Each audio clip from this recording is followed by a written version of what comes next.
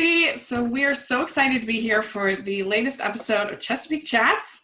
This is going to be so much fun. Dive in. I'm Rachel, and Lisa is here. Hi. And Kaycee's here. Hey. Thank you so much for joining me to talk about this. Really appreciate it. And let's do overall thoughts first about this episode. Lisa, what were your overall thoughts about this episode? Such legit giddiness at certain parts, and then honestly a lot of disappointment at some parts. It was like 50-50. I was like super excited, but then super like, wait, what? Yeah. Yeah. Kaycee, what about you? They packed a lot in. I was very surprised. They packed a lot. I really enjoyed the episode. It kept me on my toes. It was a lot of fun, I thought. Moments. So cool. Yeah. So I did like parts of this episode. We'll talk. Particularly, I liked the Kevin and Sarah part. I thought that worked real well. But a lot of the other stuff didn't work for me. And I think I've been thinking about it, and I think maybe my expectations for the season were just a little too high because of the interviews I'd done, and so I was maybe expecting it to be a little better. But I feel like the writing has not been great, and I'm hoping that it'll sort of redeem itself, but we're nearing halfway here, and I'm still not loving what they're doing. The conflict that they're like abandoning and then creating is underwhelming, and sometimes I think makes the characters feel unlikable and whiny. And I don't know, and some stuff that just doesn't make sense to me, and maybe I should just like unplug my brain or whatever, and just like it's supposed to be silly. I don't know, but I don't know. I can't lie and say that I'm loving this season. I feel like it's just not as well written as I hoped it would be. And but let's dive into the episode, and we'll talk about some of those issues that I had. So it starts off, I'm a little bit confused. It starts off with the Trace Riley band is getting off the bus, and they said that they've been on this bus for 6 months. So I'm a little bit confused because I thought, so did Trace finish his tour with Donovan in Dallas and then start a 6-month tour with the Trace Riley band? Is that what happened? I'm confused too, because that didn't make any sense to me. He just came off a 3-week break. So I wasn't sure how that all went down. Because he's like, man, because Lee says, I don't want to spend another night with you, you two crazies. And and then I think she said 6 months. This has been a 6-month tour. Yeah, so I was confused. I thought they meant it all together. Like with Donovan? 3-week break. Like he did something. What was it? He was gone for so many months, 3 months, and then he took a break for 3 weeks, and then I don't know. I thought they meshed it all together, but because I wasn't paying that close attention. I was looking. So they've been away from touring with Donovan or part of that is in the 6 months. Yeah, that's how I took it. Okay, because it was confusing, and I was kind of like, what? Did we do a time jump and now it's 6 months, or it's just been a couple weeks? I wasn't sure. It was a little confusing for me. And you have more photos, and Trace gets a call from Abby about more photos surfacing of the girls and of their goodbye in Dallas. And I don't know. What do you think about this whole conflict that Abby's having with the pictures? We're going to let Kaycee take this one. So I had 2 thoughts. The first thought, my original thought was like, you're kidding, right? Like, this is 2018. It's going to surface. Like, right. But then towards later at the end of the episode, I realized, I was like, okay, I can see why she was, freaking out because of her kids. And that's a big thing. Like, sure, put me out there, put him out there, but don't put my children's faces out there. So I completely understand that, and the need to want to protect them, especially because she you know, uprooted their lives for a simpler life and all that stuff. So I can understand her in that aspect. However, first off, is he supposed to be like Keith Urban? Like, even Keith Urban and Nicole Kidman's children don't have as many photos. What are you thinking of them? Like, well, I mean, paparazzi, like, what? Right. I mean, like, as the adults, I mean, like, her kissing Trace goodbye and then that picture surfacing up in the internet, it's not like it's like, you know, Brad Pitt and Jennifer Aniston. Yeah. You know, it's not like, you know, that picture's not going to sell. Like, it's really okay. I mean, these kids are they going to like play school with Suri Cruise? I don't know. It's like, I don't read a lot of gossip columns, magazines, online websites, whatever, but I can guarantee when I do decide to devote time to them, I'm not looking for celebrities' kids. yeah, I'm not like, okay, I just need to see what their kids look like. for real. Like, the only ones I can think of are Michael Jackson's kids and Suri Cruise. Like, those are the only like famous kids that maybe like Macaulay Culkin in his day. Or I guess like the ones that I think the first things that come to mind are maybe what's his name? The soccer player, David Beckham and Victoria Beckham. Like, their kids but they have their own like social media account, so that's like out there. But yeah, I guess Will Smith's kids, you could say them, I guess. They're like trying to be in the business, so it's right. like you really, but I don't actively like, dude, I just really wish I knew what like Dax Shepard and Kristen Bell's kids look like. I don't care. I could care less what they look like. Yeah, it does seem like a stretch. And like, I don't know, I guess I kind of feel like this situation isn't going away. Like, we keep talking about it and how stressful it is, but it's like it's a conflict that's not interesting because there's nothing that can be done about it. If supposedly they're in some weird psycho world that people want pictures of these kids, there's nothing anybody can do about it. There's nothing Trace can do about it. So being mad at him does nothing. I mean, I guess you could get bodyguards or something, but that's like, I don't know. It's just not interesting. Chesapeake Shores. They're not in LA. They're not in New York. Right. They're not in Nashville even, you know. Yeah. It's very interesting. Anyway, yeah.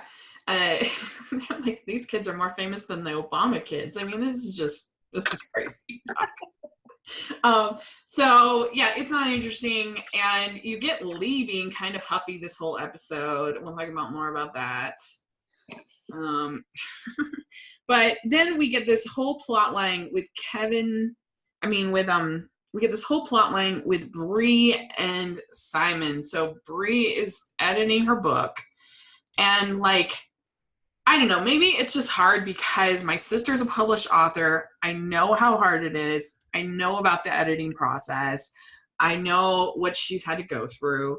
And so I just find Bree to be super immature.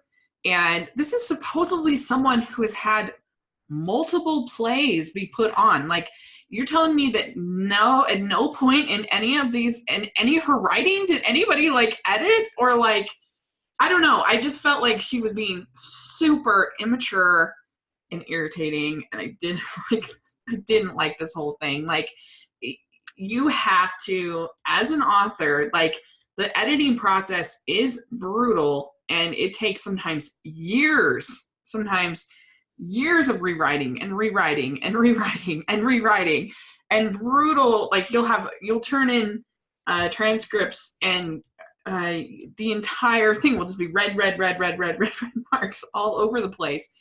And that's just the way it is, and I feel like she just needs to grow up. Am I too mean? No, because I get what you're saying, and I agree, because part of it's like, dude, you're a writer. Editing's part of the process. You got to get over it. But part of me, and maybe I'm reading way too much in this, but part of me feels like her apprehension comes from being with Martin for so long, who just took her words and rewrote them and just did what he wanted to. And she had, like, basically once she gave him her play scripts, he just like did whatever, and that really like kind of always upset her. And now that she's in complete control of her own words, seeing somebody else try and change her words is probably like, wait, no, don't do it, because she's been like that for 8 years in Chicago with Martin. So I kind of feel like maybe that's why she's over the top protective of her words, but there comes a point where it's like, I really appreciated at the end of the episode when she finally let go, because yes, Yeah. it comes to a point where yes, it was a little much, and I was like, okay, but this is part of the job. Yeah. Yeah, that's a good point. I forget about the whole Martin thing because it wasn't really part of the show much. Right. So I kind of forget, but that's a good point. What do you think, Kaycee, about Brie? Yeah, I mean, as someone who I majored in English, I did a lot of classes with a lot of writers, so it's a very insecure thing when you don't think you're that good. And I think that's where Brie is. I think she's just super insecure about her writing, probably because of Martin. And I also think that she's like uber protective of this story because it's her story. It's not like she just pulled some characters out of the hat and just like built a fictional story. I think in that case, she wouldn't have been so like, oh my goodness, you can't do that. You can't take that out and this and whatever. It's too personal to her. Yeah. And I think that when you're writing something that's extremely personal, it's hard for you to take somebody else's critiques. And I think that's where she's at because it is her story and it is her life, as she's admitted that she is Kaycee. Yeah. I will say on a side note, the storyline with her and Simon in the book, I'm really disappointed to say this, but it's kind of getting boring. Because I really like Brie, and but her storyline, man, I'm just like, okay, can we just read the book now? Can we have an episode where we reenact the entire book so we can know what's going on? Because, like, I'm done talking about the editing process. Honestly, the most exciting thing that's happened with Brie this season is the whole play with the rose. Like, that was hilarious, and I loved that.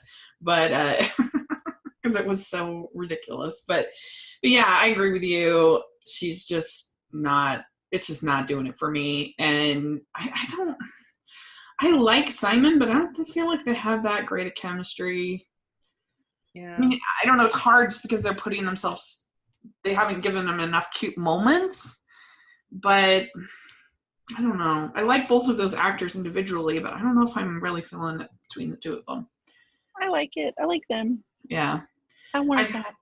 I hope that they'll give us some more cute moments because then I'll be more invested. Yeah. You know what I mean? Yeah. Right. So, but we'll see. But yeah, that was not my favorite. And then you have cute scene in the house where I love all the scenes when they're all together in the house, people coming in and out, and Mick's trying to get somebody to help him with the lights. Megan agrees to help him with the lights. And of course she does. Yes. And when we find out that Sarah has been injured and is in the hospital. And so, obviously people are very upset. You see Kevin and Connor in the hospital, and he's very upset, and it kind of brings back all of these memories of his own injury in the war. And so what did we think about this whole plot with Kevin and Sarah? Or what do you think, Lisa? I get kind of apprehensive about purposely like tugging on heartstrings. I don't know how to word it. Like when at the beginning of the whole series, when they brought Kevin's character in and immediately he was hurt, it just kind of felt forced. I mean, I don't know. I don't respond well to that. However, Sarah getting hurt on the job, I thought it was a really interesting way to circle back to his issues, because it's kind of like he got better and then that was it. We stopped talking about Kevin and the war and how that affected him, and it just kind of went away. And so I thought that was an interesting way to circle back and kind of discuss it again and have him evaluate his feelings on it again and realize, oh, this is what you guys went through when I was hurt, and I know how it feels now on both sides. And I don't know, I didn't feel like it was forced and like a force. Let's tug on your heartstrings a little bit. I liked it. I liked what it led up to at the end of the episode. Yeah. What about you, Kaycee? What did you think? Yeah, I agree with Lisa. I thought it felt very natural, just because of his past in her job. And she was introduced to us last season she's a firefighter, right? Yeah. Yeah. So, we had gotten to know her character and know her profession and all that stuff. So, I think to Lisa's point, had they introduced, we had Georgia and then they introduced this girl. And if this happened last season, it'd be too forced. But I like that they've kind of stretched out their relationship. So nothing is super, I don't know, fake. Yeah. Yeah, I liked this. I thought it was good. I thought that Brendan Penny did a good job in his acting in this whole part. He's struggling, where we see throughout the episode that Sarah has this whole new sort of lease on life and is really just pushing things, and that's something that they can kind of relate to, but it's something that's kind of scaring Kevin. And I thought that was pretty well done, pretty compelling conflict, whereas a lot of the other conflict didn't interest me. So I like that part. So yeah, and we do get to see Megan and Mick taking down the lights, and I like that Mick is just like killing it this season. He's just like the smartest guy, and he just says about Thomas, he says, there's a reason for diminished expectations. And she says, well, we can't lose hope. And he says, no, not giving up hope. I'm like, that's exactly the right response, I think. Right. He's nailing it. Yeah. And I liked at the end of the scene when she's like, Margarita Pizza, he goes into, did you know Margarita Pizza was named after I'm like, what? Of course he would say that. Yeah. Which is like such a dad thing. My dad would totally have. My dad's like Mr. Trivia when it comes to like weird things. So yeah. Like, oh, Nick. Yeah. Yeah. So you get this whole scene with Trace going to dinner at John and Linda's house, and I think the whole point of all of this was so that he could kind of see that like what life could be like with Abby as a musician with with kids and stuff. And I don't know. It was cute enough. Did you think at all? No. What do you think, Kaycee? I mean, I thought it was cute because I could see him going, oh, this could be my life one day. But the one thing that struck me, so I never understood why on TV, why parents sent their kids to bed while it was still daylight. Uh-huh. Just like they did here. And then I became a parent and I quickly realized why. Yeah. And it's amazing. Yeah. That was the only thing. That was the other thing I noticed. It wasn't anything else about like Linda and John and their relationship with Trace now and how they've moved on from the accident. It wasn't about the cuteness of the kids. It was the fact that it was daylight outside and they're going to bed. Kaycee, I thought the exact same thing. I was like, good for them, because those kids got right up from the table and were like, yeah, bedtime books. Yeah. And I was like, oh, it's daylight outside. Man, y'all got it going on. Yeah, right? Yeah, I think that's got to be the dream of every parent, is to get your kids so you have the evening basically, to do stuff. Yeah. I was difficult when I was little. I've always struggled with sleep, even when I was a little girl, and it was very hard for my parents to get me to fall asleep. And one time my grandma came into town and she was like, oh, I can make this, this girl fall asleep or whatever. And she thought my parents were being like undisciplined or something. And I guess like she tried and she came out like 2 hours later. She's like, I give up.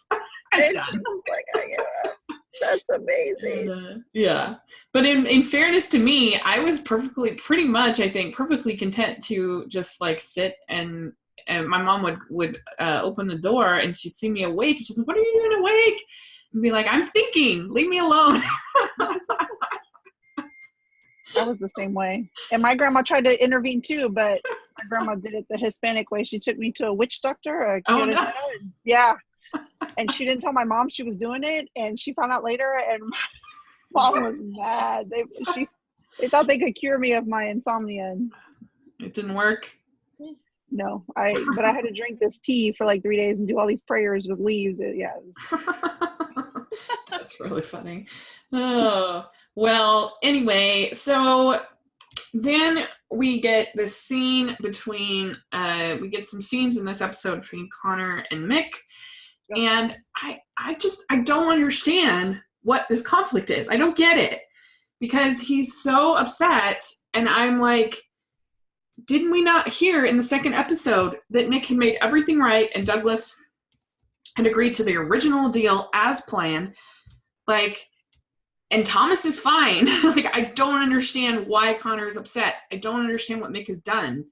And, like, yeah, there's maybe past baggage, but I don't know. I don't feel like the show has done a very good job of building up why Mick is at fault here, and I feel like it makes Connor seem really, really whiny and immature. And it's not that the actors aren't doing a good job with what they're given, but I just don't think the writing is very good, and that's what's frustrating. I don't understand why Connor's upset. Right. Mm-hmm. You guys agree? Yeah, I agree. I wrote here in my notes, I don't understand why Connor is still mad. 3 question marks. Good. I'm probably not the only one. Yeah, I really I agree. Like, the writing is not as strong with Mick and Connor's storyline. You know, had we seen a lot more tension in season 1 and 2 and just like building and building and building and building, kind of like we saw with Jess and Megan, I think it'd be, you know, much more understandable. Like, oh, this is the last straw. My dad, you know, made me look like a fool, because nobody wants to look like a fool in Connor's shoes, especially, you know, being straight out of law school, being like this big bad lawyer, I'm going to take you down type of guy. And then, like, just like that, you're, you know, aside from the fact that Mick made everything right.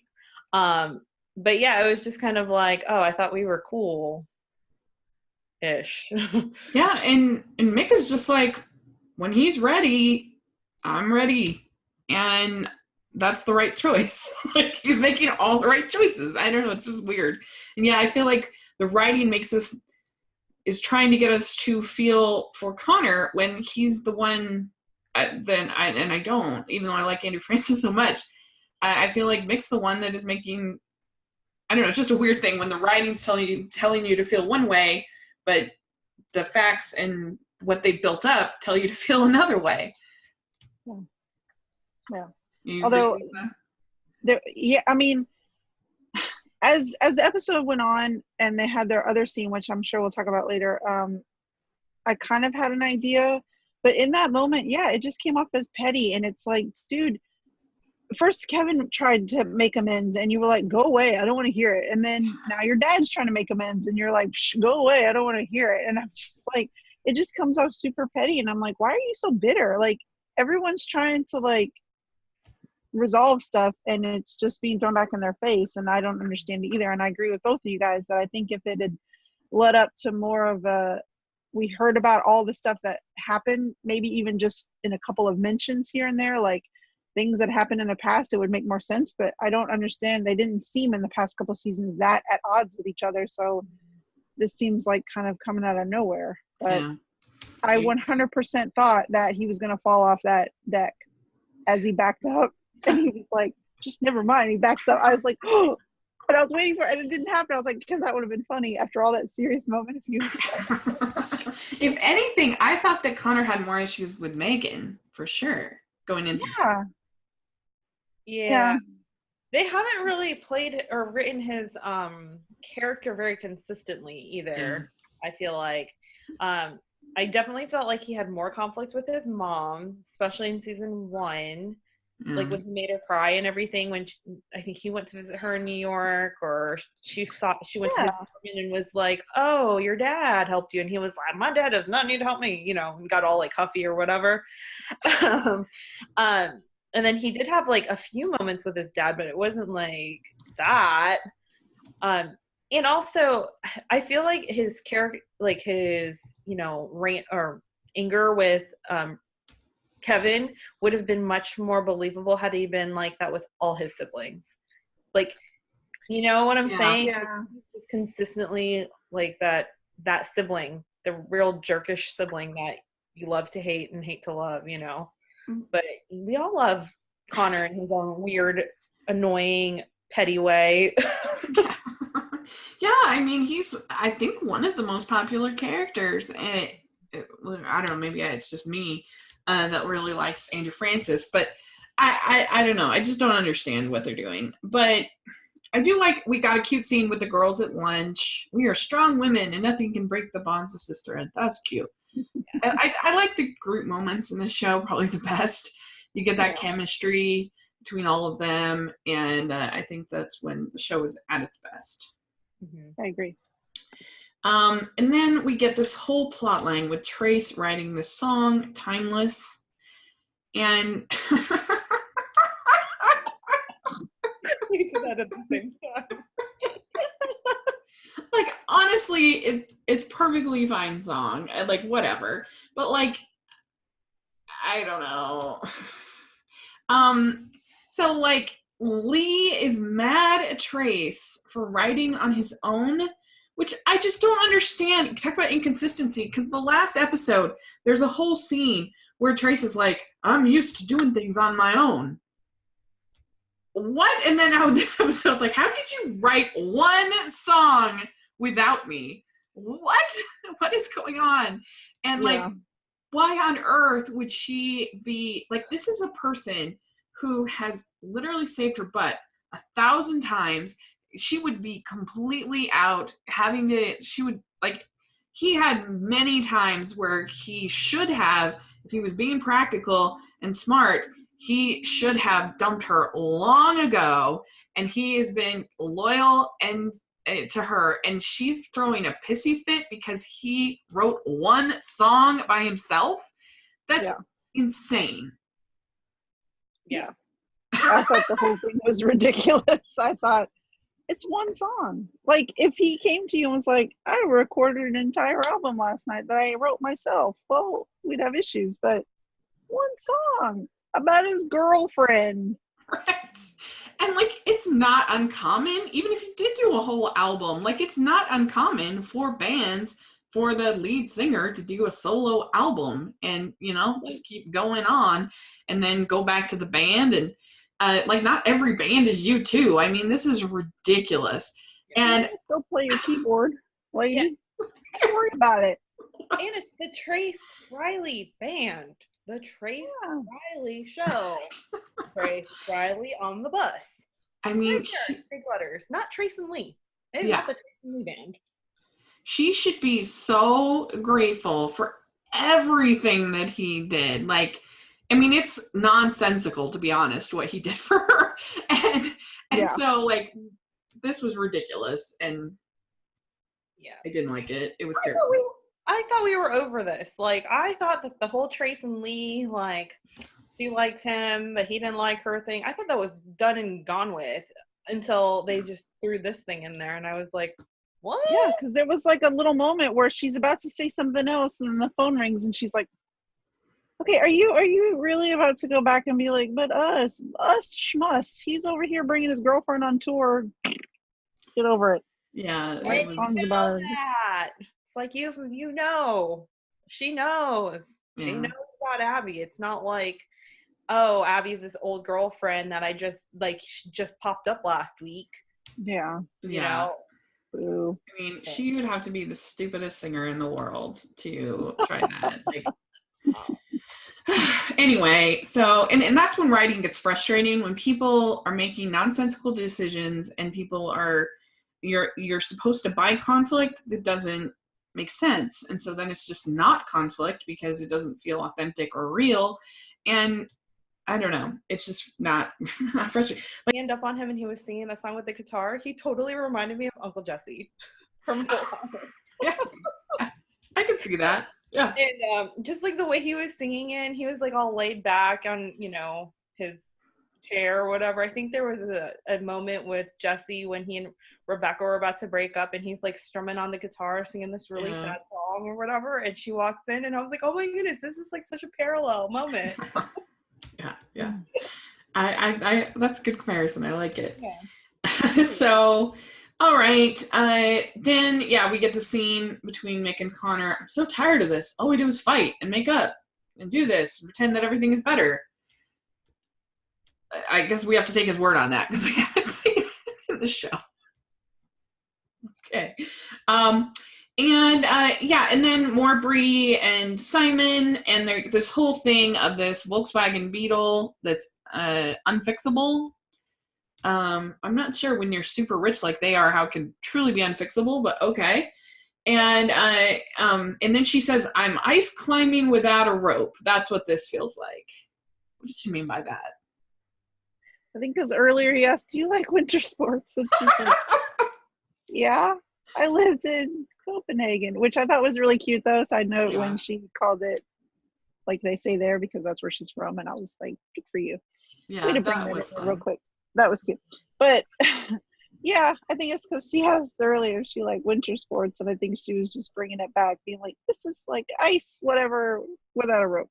Yeah. It was Madigan. Yeah. It was. I did like that also with her and bringing in the Denmark. That was fun. Yeah. So, yeah, we had a nice little moment between Megan and Kevin. Megan says, "I can't begin to know what you went through, but I do know the more you continue to pretend, the more scary it got." So that was nice. I would like them to do more with Megan as an autonomous character, making her own choices as opposed to just sort of the sage wisdom. That would be fun to see in the season. Can I just say that back in the beginning of the episode when they were all in the kitchen and Bree comes rushing in and is like, "I've had the worst night ever, no excuses, no whatever's." And Megan makes the comment, "Oh, I can't wait to read your book." And Bree stops and is like, "Yeah, I kind of felt like that was telling us eventually the book's going to come out and that Megan's going to be super hurt about it. And maybe that's how we're going to get to the point where we evaluate Megan's choices and talk about them. And I'm hoping so, because that's what I've been waiting for, is discussing Megan and her decisions way back when." Good catch. I hope so too. I hope. So then we get the scene with Bree and Jess going to Abby's work, and then Trace showing up and playing his timeless song. I wish that all the people watching could see the reactions when I say these things. So I saw Amber's tweet about not liking people that play guitar. The times in her life when someone has played a guitar for her being awkward. But I have to say that, like, most romantic gestures, if they're not somebody you're super into, are awkward and weird and uncomfortable. Whereas, like, if you're super into them, then it's, like, really romantic. And so I think that might be the difference. But because if my significant other was a country music singer and they wrote a song about me and played it for me, I think I would be romantic. I do. Yeah. No, maybe in the framing that they did, because it was one-on-one, and I guess so. But when I got married at my wedding, my husband wrote me a song and sang it at the wedding, and it was very sweet, and I loved the song, but it was in front of everybody, and I was very like, "Oh my God, everybody's watching, everybody's seeing all this." Like, this was a very intimate moment, and it was just like, I kind of froze. And then in response, instead of being like, "Oh, I loved it," I sang the song from Napoleon Dynamite, "I Love Technology," in response. So that tells you my level of real life romantic responses here. I can't help it, y'all, and I'm sorry. I know that for all the Travie people, it was very, very romantic and sweet. But my first reaction, I legit laughed out loud, and I had to get up and leave the room. There, I said it. And on the rewatch, I laughed again out loud, knowing it was coming. And I went, "Pow!" I laughed out. I think they need to make a Hallmark movie about your wedding. This sounds really good. Sounds way better than this. So, like, over the top swoony at each other, because he's like looking into her eyes, strumming that guitar, and she's like loving every second of it. And I just couldn't stop laughing. I'm sorry. I know it was supposed to be super romantic. In How I Met Your Mother, they have this, Barney has this whole thing about the Dahmer versus Dobler effect. That, like, when it's somebody you're, like, creeped out about and they do something romantic, then it's, like, super creepy, like Jeffrey Dahmer creepy. But, like, when it's somebody you like, then it's like Lloyd Dobler from Say Anything, doing this romantic gesture. And so I think that there's some truth in that. I would have been into that if she would have been in the office and she heard music and she looked out the window and he was standing up there holding the thing up with a trench coat doing the song. Yeah. Because they've already done other 80s flashback movies. Let's roll that in there. But he kind of got up right in her face and was like drumming that guitar. I think that was a missed opportunity. Like, she's just lucky that like none of her coworkers came in. And I mean, that would have been really hilarious if her boss had like come in and been like, what's going on here? Well, anyway, so yeah. Can I just say real quick, after I watched it a second time and he says, she's like, what are you doing here? And he's like, well, you know, I tell you all the time that you're the most important thing in my life. I thought it was time to show you. And I was like, how has he not shown her over this entire season that she's important? Yeah. He's watched her kids. He's taken them to the beach. He's read bedtime stories to them. He's like tried to take breaks from tours to come see her. Like every waking moment is him doing stuff for her. And I'm like, well, let's not forget that the last episode was just him doing this huge romantic gesture in the museum. Right. Like, how are you not showing her all the freaking time that she's the most important thing to you? I mean, these O'Brien women are high maintenance. Legit. I'd be excited just to bring me muffins from Grant's house. Just bring me those and I'd be in. For sure. Yeah, so that's very true. That's a very good point. That was part of my second question is why is Trace so perfect? Yeah, he really is. I mean, he has not had a selfish moment all season. He has not had a weak moment all season. And I don't think at least I didn't feel that way about the other seasons. Like he had conflict and he was, he had selfish moments and he had, like, I don't know what it is about the season that like, it's weird. It's like they were afraid to, I don't know. It's like they were afraid to give the characters real conflict because they were afraid of making them unlikable. And maybe they got feedback that the characters were unlikable or something. So then they were like scared of it. But I know this. I'm sorry, go ahead. No, I'd rather have like Trace be a little unlikable and them have to work on that. Yeah. And her struggle maybe a little bit. Yeah. I mean, I know that the show is supposed to be framed about Abby coming back and establishing herself with it because that's the way it started. The whole series is her leaving New York to try and reconnect with her family and spend more time with her kids and et cetera, et cetera. And I know that the flagship relationship is supposed to be those two, but this year it seems they've really been pushing hard Trace and Abby.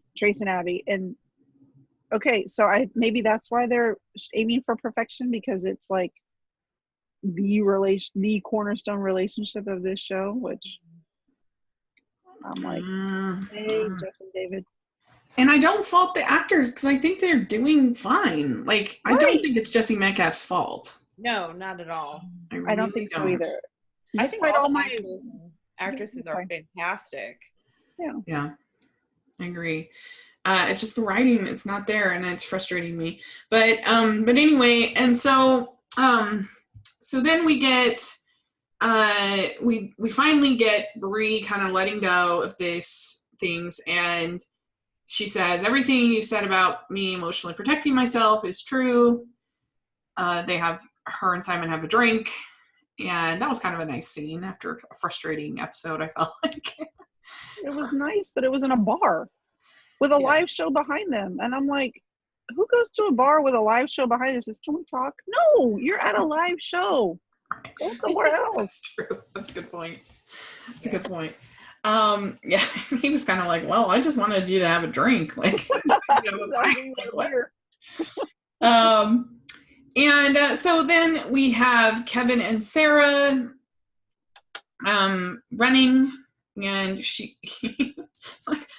poor Brendan Penny, like he got a workout this episode. They were running fast. Yeah, they were.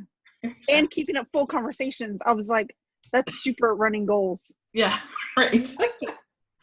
Yeah. I was breathless watching them. I was like, yeah. I mean, the one thing that I liked the storyline as a whole, but like, I kind of feel like none of the things that she was really doing were really that dangerous. And like, she was doing them with a lot of passion, but like, running hard is not really a bad thing. And also, like, skydiving is basically pretty safe. I mean, I'm not going to do it because I'm going to throw up, but I think it's pretty safe. Like, especially the first time you go with another person who's like trained and, you know, whatever. So like, I actually don't know if like she, you know, she's living like she got a whole new lease on life. And so she's doing things and he says you can't go from high to high, but I kind of wish maybe they had like maybe made one of the things a little bit more reckless. Like maybe I mean, you're not going to have drunk driving in a Hallmark show, but like just something like that that's like truly irresponsible and truly stupid, because I don't think any of them were. But overall, I was fine with it. I thought that they did a pretty good job with the two of them in their, I don't know. But that was the only thing that I was like, I think they should have put one thing that was like truly irresponsible to make it more compelling. Mm-hmm. Yeah. Yeah. So then we get another scene with Connor and Mick, and they're talking about the boat and everything and tying the knots. And Connor says, well, no one was there to teach me. And Mick just says, I'm sorry. And that seems to do the trick for Connor. Well, I think that was more metaphorical, because Mick says before that, he says, you don't know much about boats. And he acts surprised. Like, he acts like, how do you not know anything about boats? And that's when Connor was like, no one was there to teach me. And I think it kind of clicked in Mick's mind that he had a lot of missed opportunities with Connor when Connor was growing up. Yeah. And, you know, of course, we don't know the background, but I feel like Connor probably really wanted to look up to his dad, especially when his mom left. Mm-hmm. But he was such a workaholic that, you know, he didn't get taught all that stuff, like all that manly man, boy. Yeah. Truck driving, boat riding. I don't know what boys do. I have daughters. So, yeah, you know, all that stuff.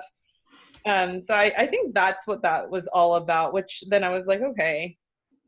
Yeah. I see this. But again, had they had a stronger conflict and had they had a more consistent character with Connor, and had they had Mick, you know, realize at some point just try harder with Connor, mm-hmm. like, hey, let's go riding, let's do this, and Connor's like, now, like, you know, just like the climax of it all, rather than like, oh, boop, nope, I'm sorry, Dad, boop, oh yeah, we're cool, boop, no, I'm mad at you, you know.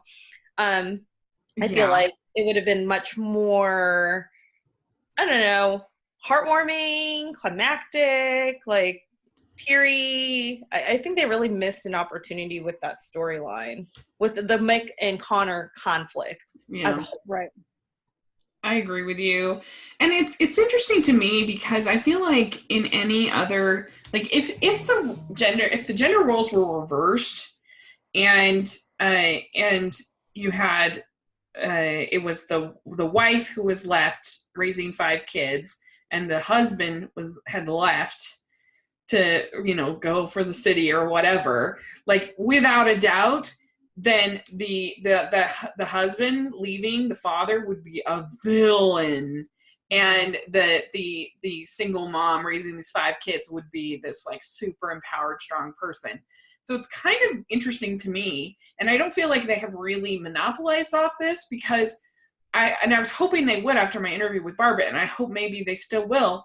But like, I think it's really it's an interesting character choice to have a mother leave her children. That's very unusual especially in a show like this.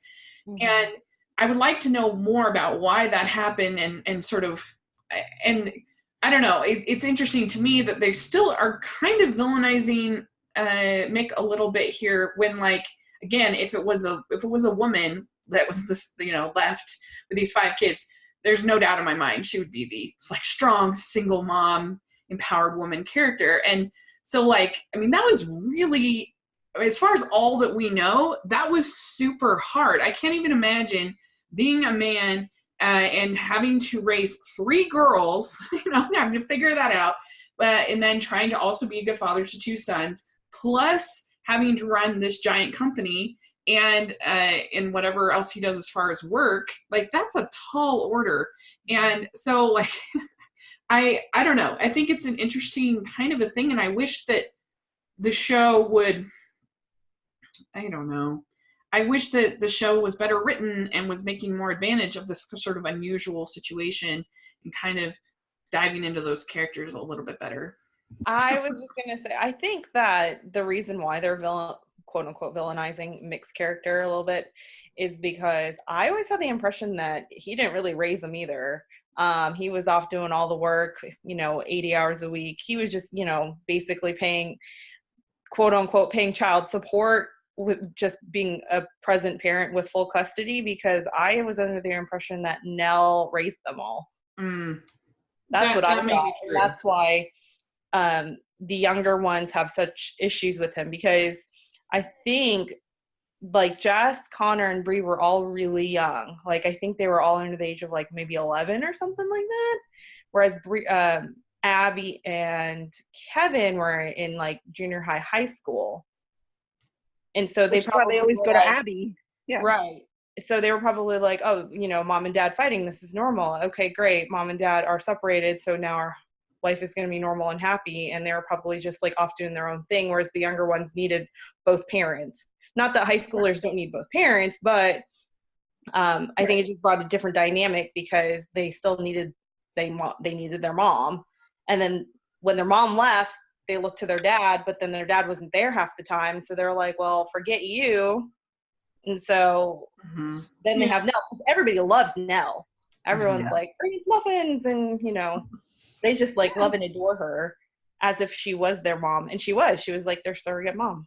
Yeah, that's a good point. That's true. That's the impression I got after the first season, was that, because they kept Mick on the phone all the time and always storming out, like, I got to take this, whatever, and that's the impression I got, is that, he was there physically, but not emotionally, because he was always at work providing for this large family that he was left in. And that was the choice, he made. And as I think that's what they were touching on at the beginning of the series, when it's like he looks around and he's like, oh my God, all my kids are grown up and some of them have kids. And this is my chance to reconnect, because they're all back.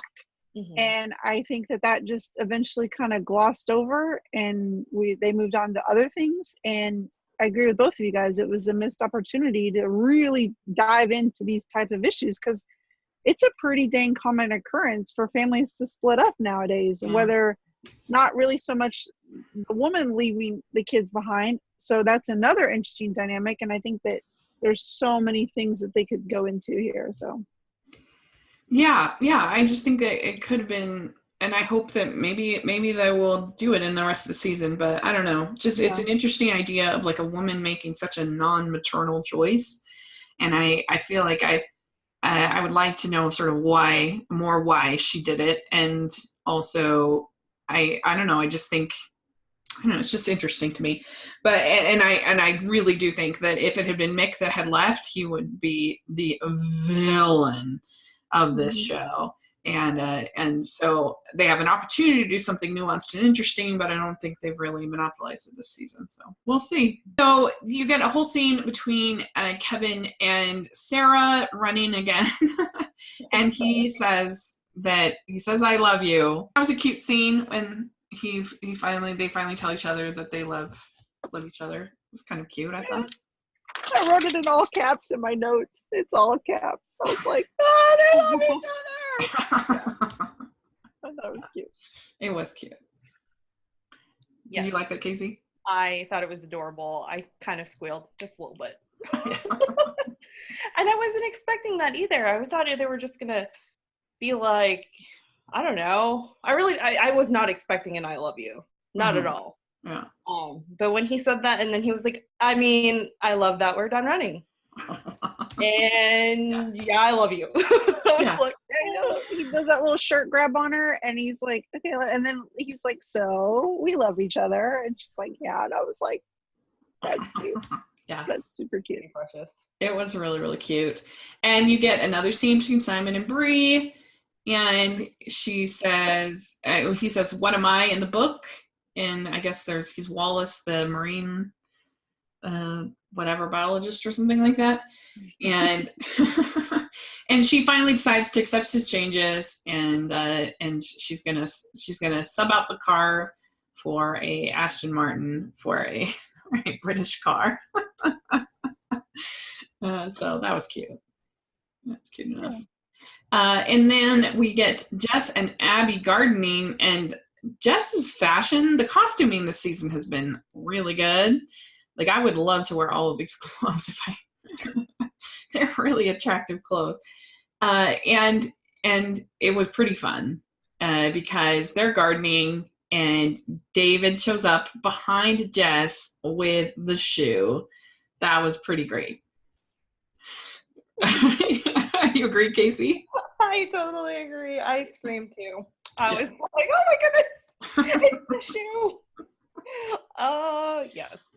Yeah. I was very, very, very, very, very happy for that moment. And I had to laugh at Abby when she was like, oh, okay, I really shouldn't be. Okay, bye. Yeah. They are doing a really good job with that whole relationship. It is so swoon-worthy. I think that's the best word to describe it, is swoon-worthy. And like, David is, I don't know if you are still in the market for a Candyman gardener.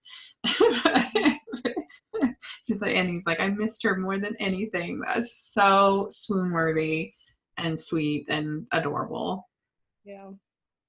Yeah. It really was. I liked it, but I was disappointed. Why were you disappointed?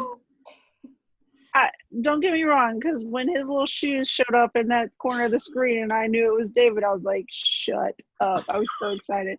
However, now I'm wondering if they're ever going to go back to his parents. I wanted more. I wanted like maybe a scene where it's him arguing with his parents and saying, no, I forget it. You treated her this way. Like, I wanted that big, it's a good point. Like, scene like with his parents and him saying, and I wanted to know what's with his sister. Is she now the CEO, or did he say, were you a part of this? Like, how did this happen? Like, I wanted that whole scene, and now I'm worried, with the way conflicts being resolved so far this series, that's it. We'll never see the Boston Pecs again, and it's just over. And I'm like, I'm excited he's back, but I don't know. I just wanted a little bit more, like, maybe on his end, have I lost her? Is she gone? What did y'all do? How dare you? I love her. I don't want your stupid company. I want her, and I'm going back. I know it takes away this prize factor. Of his little shoes showing up on the screen, but I wanted more. Yeah, that's a good point. Yeah, that is totally this season, bringing up conflict and then retiring the conflict. It's a good point.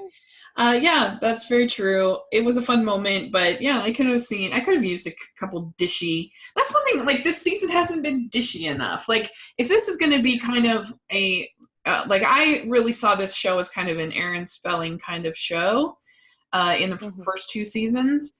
And those shows were way more dishy. Even something like Seventh Heaven was still, like, I don't know, I think more dishy. With like the type of conflict and like, how could you do this to me and whatever. And I feel like they're not being brave enough, and they're not being consistent enough, and I don't know, it's just not quite working. And I feel like I'm negative Nelly, but I have to be honest. There's no point in doing the podcast if I'm not honest. That it's not really working very well, I don't think, this season. But I hope that they'll turn it around. So, but yeah, it was a cute moment. And yeah, the last scene was with Trace and them getting on the bus again, and John saying goodbye to Linda. And yeah, I don't know how long he's going to be on tour for or what's going on with that, but there you go. That's the ending. So it's interesting. Hopefully next week we'll see something that's a little more compelling. It's interesting. But let us know in the comments section. Are we too hard on it?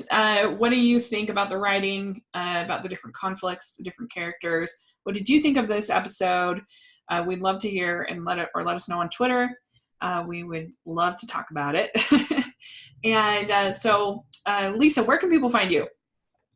I am on Twitter and Instagram at Girls on Hallmark. Great. And Kaycee, what about you? You can find me on Twitter at Hallmark My Words. Great. And you can find me at Rachel's Reviews on iTunes and on YouTube. And make sure you're following the podcast at Hallmarkies Pod on Instagram, Twitter, and all the other social media. If you can put in your reviews on iTunes, it really helps us. We really appreciate that if you can do that, or thumbs up if you're listening on YouTube. And we hope you enjoyed our interview with Lane Edwards that posted on Monday. It was so much fun, one of my favorites. And then we had our fall movie preview with Greg McBride on Wednesday. So hope you enjoyed that. And thanks so much, ladies, and we'll look forward to next week. It'll be a little bit more. It'll hopefully be a real turning point episode for our characters. Let's hope. So, thanks so much. I really appreciate it. Bye. Bye.